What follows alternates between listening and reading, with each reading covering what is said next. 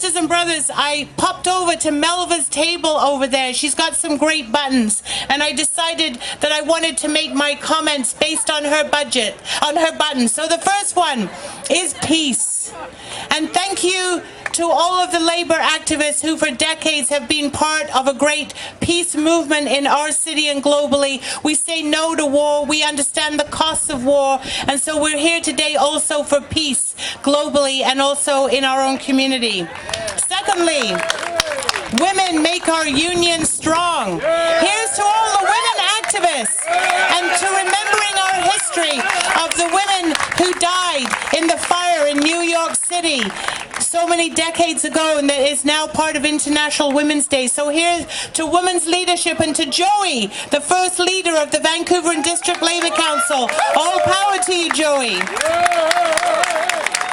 Next button, stop privatization.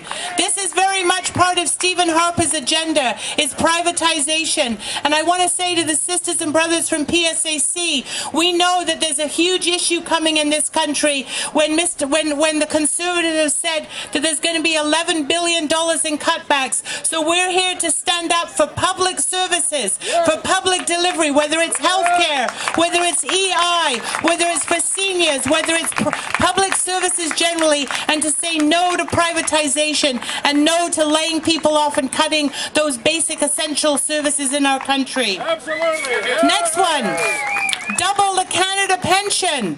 Now this is something we can do.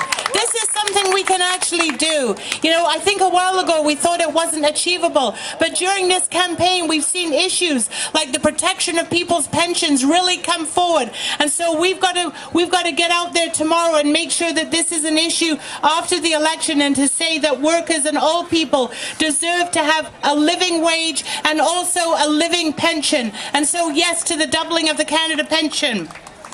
Next one, union chicks kick ass. Now, this is to all the radicals out there who kind of are out on the front line taking up the issues, and the rest of us follow. So thanks to all the activists. Now, I'm going to just be a wee little bit partisan. The next one says Jack Layton for Prime Minister. So, you know, folks, I don't know what's going to happen, but I want to say this. Never have Labour's rights been so under attack in recent history as we're seeing in Canada and globally. Never have they been under such attack. But also, never have we seen such unity and uprising and solidarity that is now taking place. So there is both there's the contradiction, both the attack, but also the hope that comes forward.